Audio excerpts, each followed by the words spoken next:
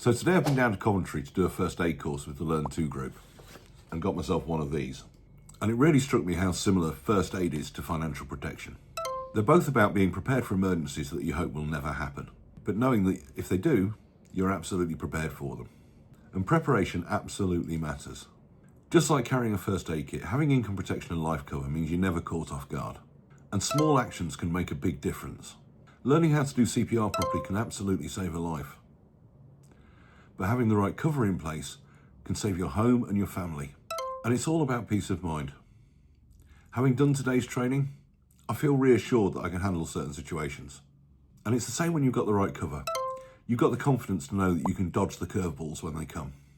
Out there in the real world, if a colleague was to collapse, your first aid training is going to kick in.